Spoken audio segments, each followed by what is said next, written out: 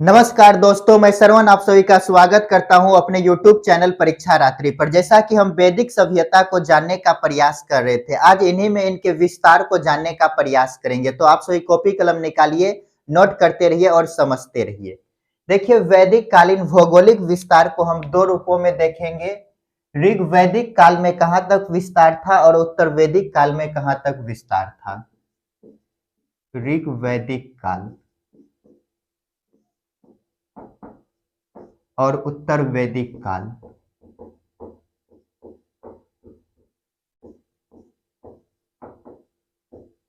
कहां तक विस्तार है, दोनों को देखेंगे। तो पहले हम देखते हैं ऋग वैदिक काल में विस्तार।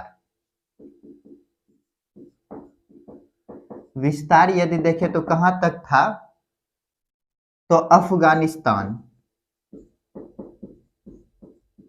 अफगानिस्तान, इसी के साथ पंजाब, पाकिस्तान का हिस्सा, पाकिस्तान का हिस्सा, पंजाब,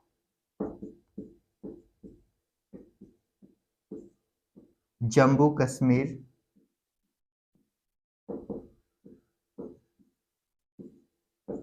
दिल्ली,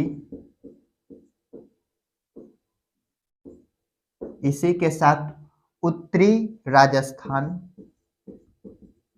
उत्तरी राजस्थान और पश्चिमी यूपी, पश्चिमी यूपी। इसको अब यदि हम एक डायग्राम के माध्यम से समझे तो ऐसे समझ सकते हैं।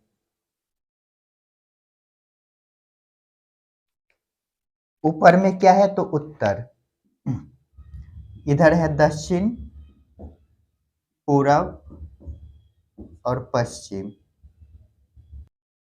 उत्तर में यदि देखें तो तुर्कमेनिस्तान, तुर्कमेनिस्तान।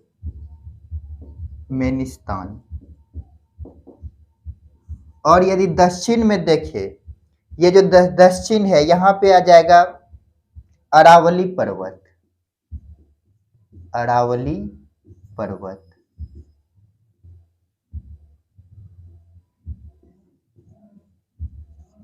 और इधर पश्चिम में आ जाएगा ये अफगानिस्तान, अफगानिस्तान। और यदि बोले पूर्व में क्या होगा, पश्चिम में, ये जो पूर्व है यहां पर क्या होगा, तो ये पश्चिमी यूपी, पश्चिमी यूपी। इसको हम एक भारत का छोटा सा नक्शा बनाकर समझाते हैं।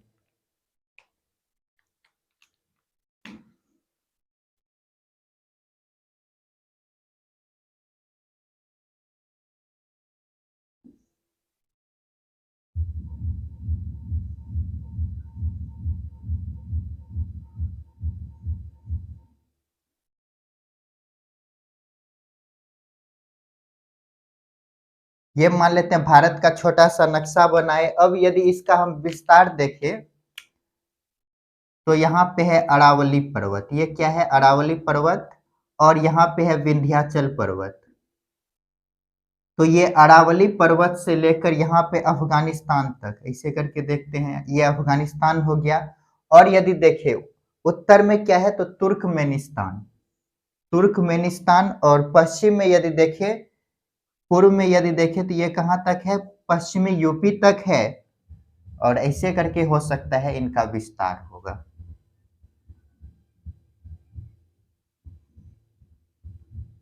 ये क्या है, अरावली पर्वत, अरावली पर्वत। और ये है विंध्याचल पर्वत, विंध्याचल पर्वत या विंध्यन पर्वत भी कहते हैं। तो इनका विस्तार कैसे है देख लिए। तो क्या देखे हम, इसका विस्तार कहां तक था, अफगानिस्तान, पाकिस्तान का हिस्सा, पंजाब, जम्मू कश्मीर, दिल्ली, उत्तरी राजस्थान और पश्चिमी यूपी तक।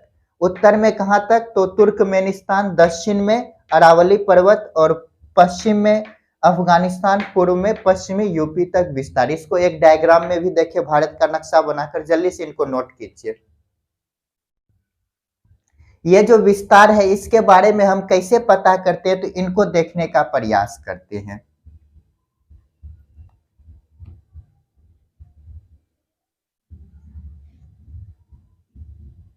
विस्तार को जानते कैसे हैं? यदि बोले विस्तार का पता हमें कैसे चलता है,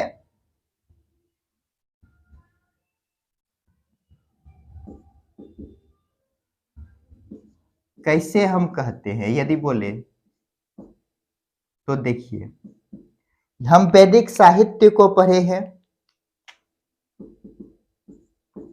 वैदिक साहित्य,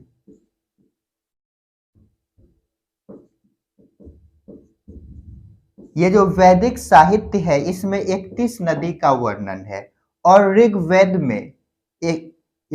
में 25 नदी का वर्णन है। ऋग्वेद में कितना नदी का वर्णन है? 25। और ऋग्वेद के 10वें मंडल नदी सूक्त में 21 नदी का वर्णन है। ऋग्वेद के नदी सूक्त में कितने नदी का वर्णन है? 21 नदी का वर्णन है। सप्तसेधप प्रदेश जो है इसे देवीकृत योनि की संज्ञा दी गई है। यहां से 7 नदी निकले हैं। सप्तसेधप प्रदेश,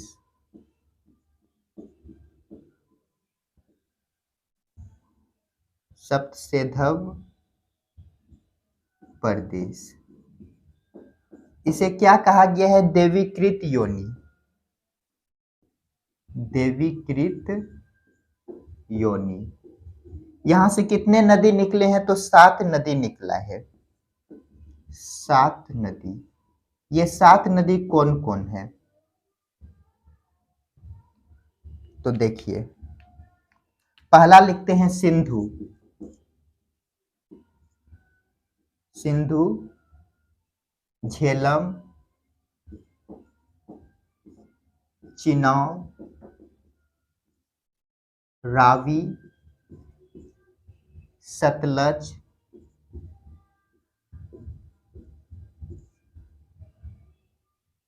सिंधु, झेलम, चिनाव, रावी, सतलज, और यदि देखें सरस्वती।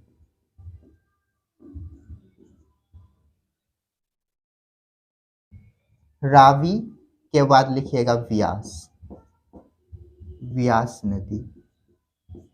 टोटल ये क्या है? 7 नदी है। सिंधु, झेलम, चिनाव, रावी, व्यास, सतलज और सरस्वती नदी। ये जो झेलम है इसका पुराना नाम है वितिस्ता।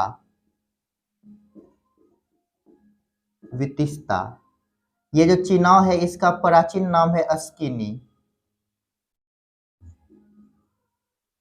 अस्किनी। और रावी इसका नाम है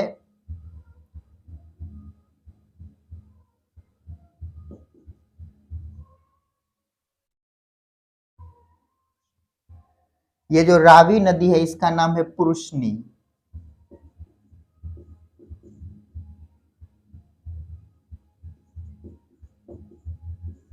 और व्यास का नाम है विपाशा। विपाशा।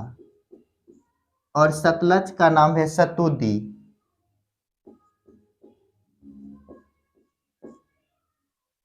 तो देखिए, अभी तक हम क्या देखे, ये जो ऋग्वेद है इसका विस्तार हम देख रहे हैं। तो कैसे हमको पता चलता है इनका विस्तार कहाँ तक है?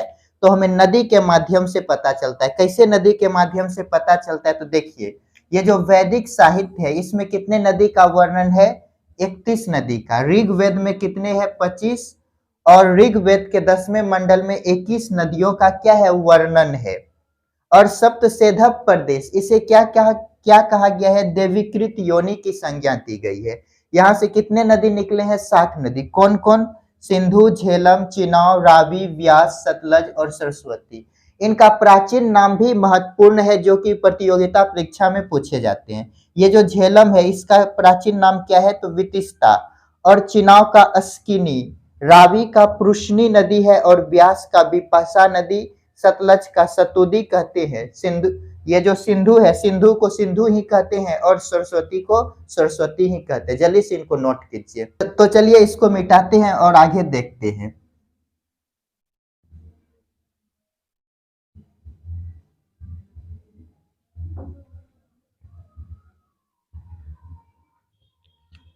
और यदि देखें तो ब्यास नदी का वर्णन ऋग्वेद में नहीं मिलता है। ऋग्वेद, ये जो ऋग्वेद है इसमें व्यास नदी का वर्णन नहीं मिलता है। व्यास नदी का वर्णन नहीं। गंगा नदी का एक बार वर्णन मिलता है। गंगा नदी एक बार वर्णन,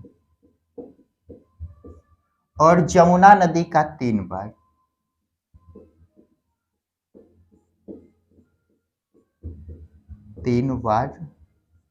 वर्णन। इस नदी के माध्यम से हमें पता चलता है जहां तक ये नदी है वहां तक इस सभ्यता का क्या हुआ होगा, विस्तार हुआ होगा, क्योंकि इसकी चर्चा हमें वेद में मिलता है। क्या देखे हम, वैदिक साहित्य में मिला, ऋग्वेद में मिला, और ऋग्वेद के 10वें मंडल में। और ऋग्वेद में देखिए व्यास नदी का वर्णन नहीं मिलता है, गंगा नदी का 1 बार और यमुना नदी का 3 बार। इन सभी से हमको पता चलता है क्या ऋग्वेद, ये जो वैदिक काल है इसमें वैदिक सभ्यता का विस्तार कहाँ तक था। तो इस प्रकार हम कह सकते हैं नदी के माध्यम से हमें ऋग्वैदिक कालीन भौगोलिक विस्तार की जानकारी मिलती है। तो एक लाइन लिखते हैं, नदी के माध्यम से हमें क्या मिलती है, ऋग्वैदिक काल की जानकारी, ऋग्वैदिक काल के भौगोलिक विस्तार की जानकारी। ऋग्वैदिक काल के भौगोलिक विस्तार की जानकारी। विस्तार की जानकारी।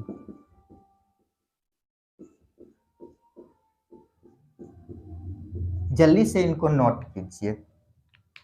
हम क्या देखें, ये जो ऋग्वेद है इसमें व्यास नदी का वर्णन नहीं है, और गंगा नदी का 1 बार वर्णन है और यमुना नदी का 3 बार वर्णन है। इस नदी के माध्यम से ही हमें इस सभ्यता की जानकारी का वर्णन मिलता है, इस सभ्यता का विस्तार कहाँ तक था, कैसे मिलता है, क्योंकि इन सभी नदियों का जिक्र होता है, तो इससे पता चलता है कि ये सभी यहाँ से परिचित थे, यहाँ तक इसका विस्तार हुआ होगा। तो जल्दी से इनको नोट कीजिए। तो चलिए इसको मिटाते हैं और आगे देखते हैं। ऋग्वेद में ये जो सरस्वती नदी है इसको कई नामों से जाना गया है।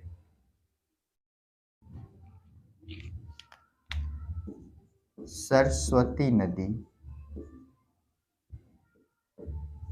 इसे नदी तमा कहा गया है, नदी तमा। और यदि देखिए तीव्र मार्ग परिवर्तन करने वाला, तीव्र मार्ग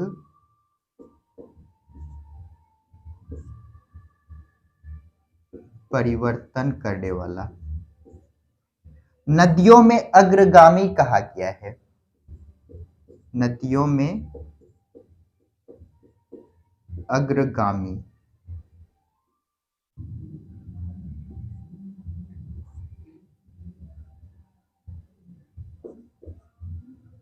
नदियों में अग्रगामी,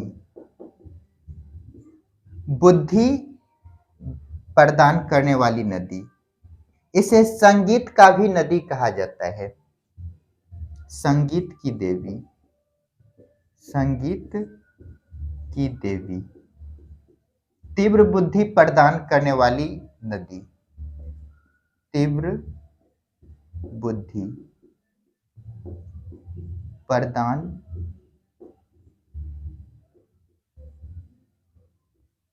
करने वाली नदी।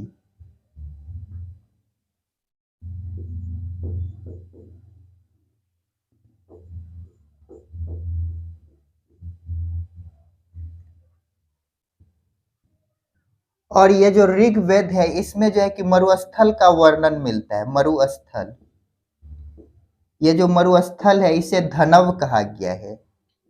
धनव।